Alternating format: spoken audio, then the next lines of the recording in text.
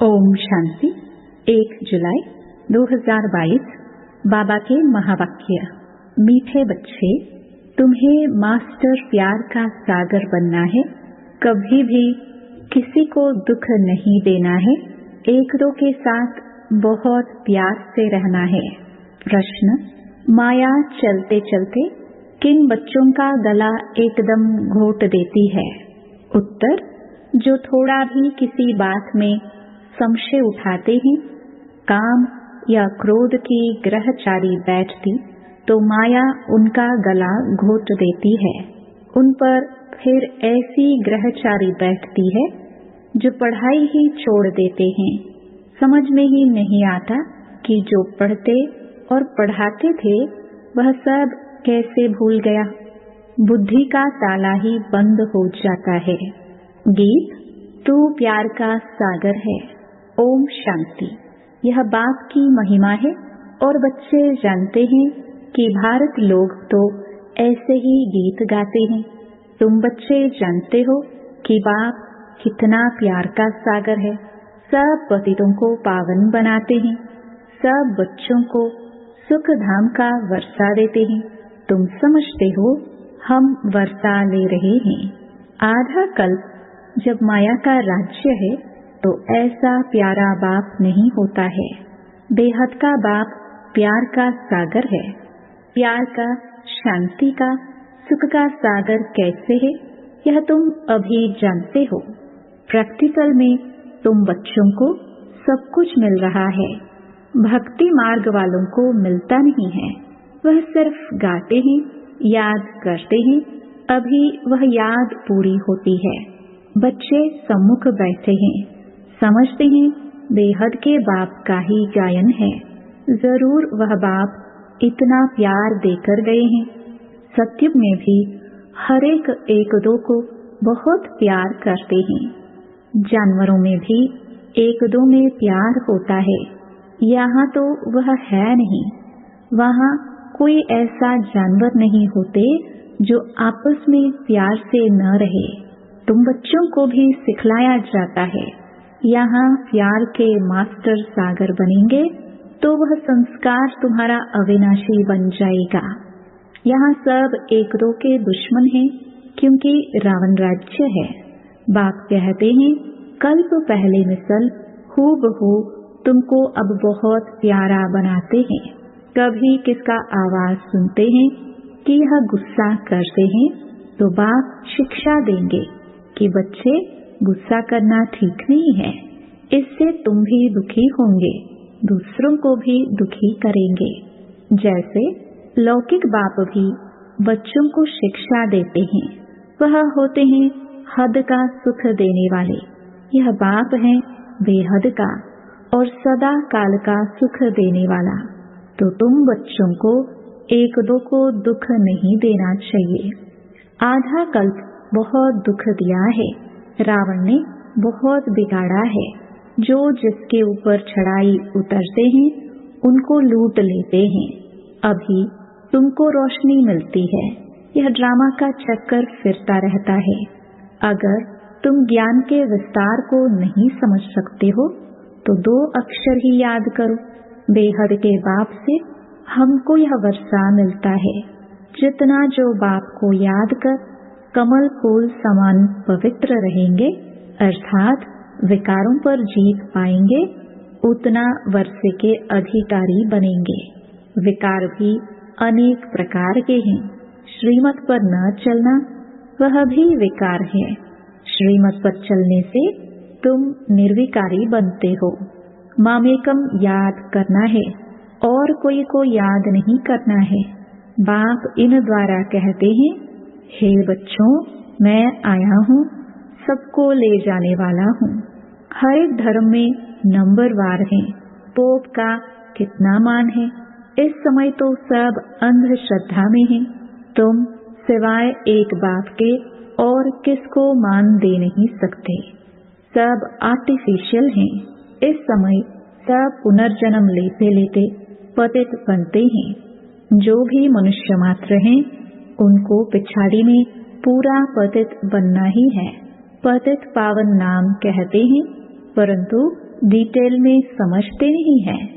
यह पतितों की दुनिया है तो उनका क्या मान होगा। जैसे पोप हैं, फर्स्ट, सेकंड, थर्ड में चलते आए हैं, उतरते आए हैं, उन्हों को नंबरवार दिखाते हैं, फिर भी वह नंबरवार ही अपना पद लेंगे। यह चक्कर को तुम अभी अच्छी रीति जानते हो। यहाँ आते ही हैं बेहद के बाप के पास, जिससे वर्षा लेना है। साकार बगैर तो वर्षा मिलता नहीं है। बाप कहते हैं देहधारी को याद मत करो, ऊंच ते ऊंच एक बाप को ही याद करना है। कितना बड़ा फरमान है। बच्चे मामेकम याद करो। देहधारियों को याद किया तो उनकी याद से पुनर्जन्म फिर लेने पड़ेंगे। तुम्हारी याद की यात्रा ठहर जाएगी, विकर्म विनाश नहीं होंगे। बहुत घाटा पड़ जाएगा। धंधे में फायदा भी होता है, घाटा भी होता है। निराकार बाप को जादूगर, सौदागर भी कहते हैं। तुम जानते हो दिव्य दृष्टि की चाबी बाप के हाथ में है। अच्छा, कुछ भी देखा, कृष्ण का दीदार किया, इससे फायदा क्या है? कुछ भी नहीं। यह तो ड्रामा चक्कर को जानना पढ़ाई है ना। जितना बाप को याद करेंगे, चक्कर को फिराएंगे, उतना ऊंच पद पाएंगे। अभी तुम हमारे बच्चे बने हो, याद आता है ना? हम आपके थे, हम आत्माएं परम धाम में रहती थी। वहाँ कहने की भी बात नहीं रहती है। ड्रामा अपने आप चलता रहता है। जैसे एक मछलियों का खिलौना दिखाते हैं ना, उसमें तार में मछलियाँ पिरोई रहती हैं। ऐसा करने से धीरे धीरे नीचे उतरती हैं। वैसे जो भी आत्माएं हैं सब ड्रामा की तार में बंधी हुई हैं, चक्कर लगाती रहती हैं। अब चढ़ती हैं, फिर उतरने लग पड़ती हैं। तुम जानते हो अब हमारी चढ़ती कला है। ज्ञान सागर बाप आया हुआ है। चढ़ती कला फिर उतरती कला को तुम जान गए हो। कितना सहज है। उतरती कला कितना टाइम लेती है, फिर कैसे चढ़ती कला होती है तुम जानते हो। बाप आकर पलटा देते हैं। पहले पहले है आदि सनातन देवी देवता धर्म, फिर दूसरे धर्म आते रहते हैं। तुम बच्चे जान चुके हो कि हमारी चढ़ती कला है, उतरती कला पूरी हुई। तमो प्रधान दुनिया में बहुत दुख है। यह तूफान आदि तो कुछ भी नहीं है। तूफान तो ऐसे लगेंगे जो बड़े बड़े महल गिर पड़ेंगे। बहुत दुख का समय आने वाला है। यह विनाश का समय है। हाय हाय त्राही त्राही करते रहेंगे। सबके मुख से हाय राम ही निकलेगा। भगवान को ही याद करेंगे। फांसी पर चढ़ते हैं तो भी पादरी आदि कहते हैं गॉड फादर को याद करो, परंतु जानते नहीं, अपनी आत्मा को भी यथार्थ रीति नहीं समझते। मैं आत्मा क्या चीज हूँ, क्या पाठ बजाता हूँ, कुछ जानते नहीं है। आत्मा है कितनी छोटी। कहते हैं स्टार मिसल छोटी है। आत्मा का साक्षात्कार बहुतों को होता है। बहुत छोटी लाइट है। बिंदी मिसल सफेद लाइट है। उनको दिव्य दृष्टि बगैर कोई देख न सके। अगर देखते भी हैं तो समझ में नहीं आता है। सिवाय ज्ञान के कुछ भी समझ में नहीं आता। साक्षात्कार तो ढेर होते हैं, यह कोई बड़ी बात नहीं है।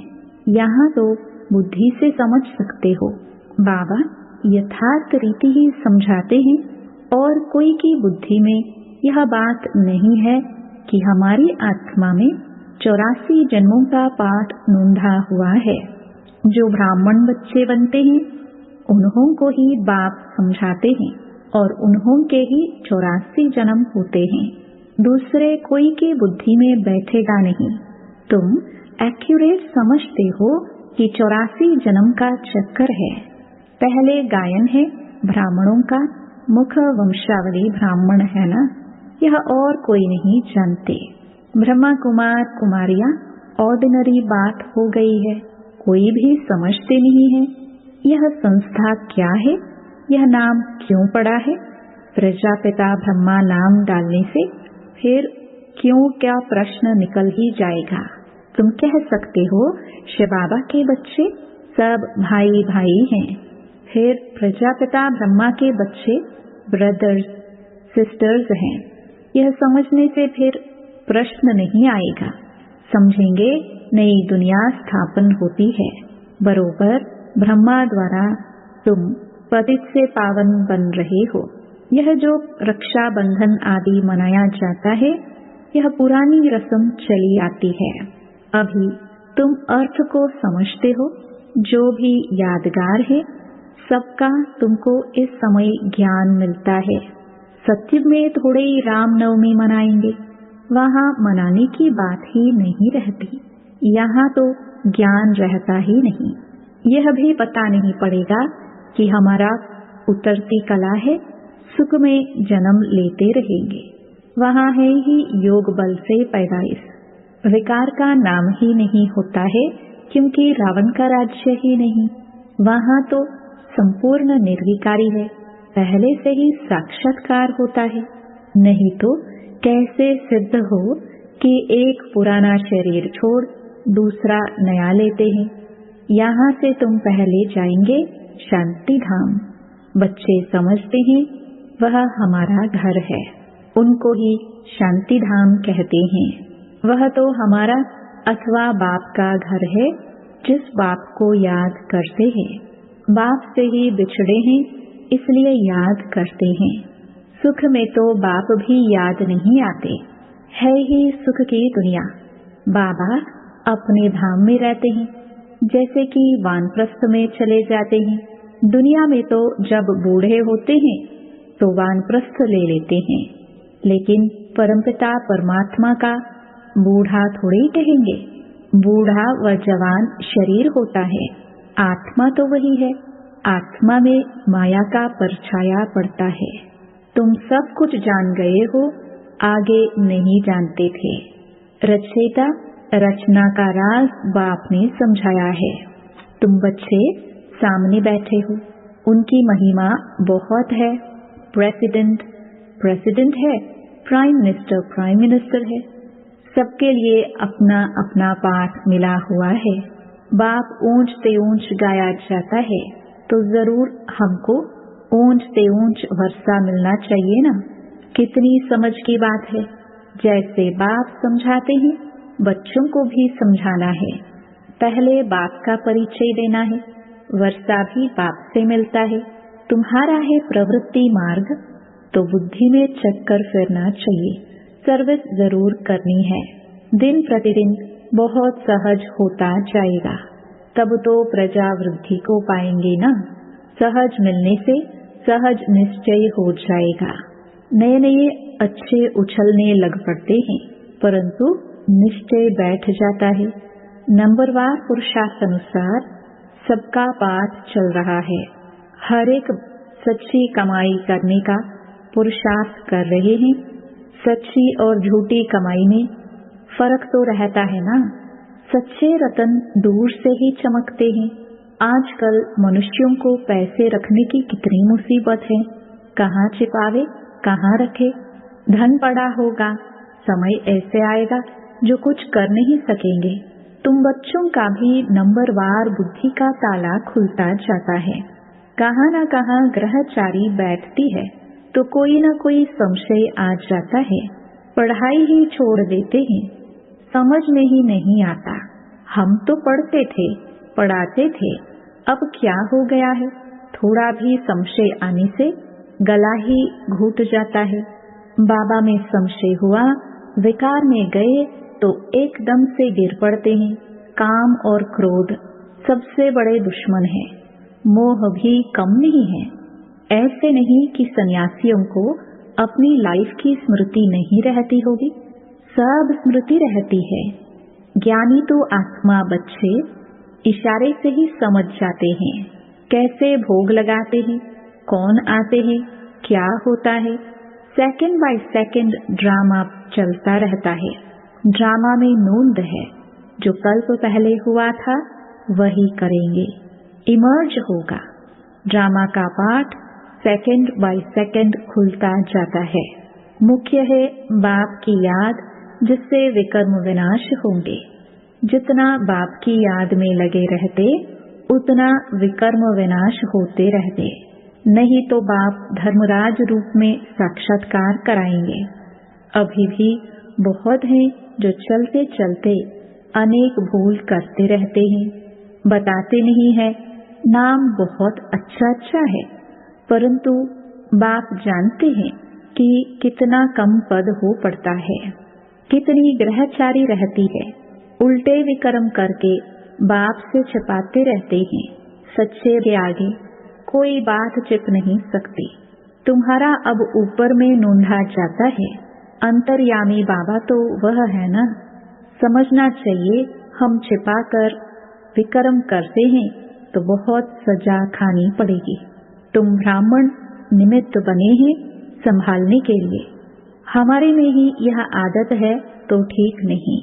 स्कूल में टीचर की रिपोर्ट होती है तो प्रिंसिपल बड़ी सभा बीच उनको निकाल देते हैं, तो बहुत डर रखना चाहिए।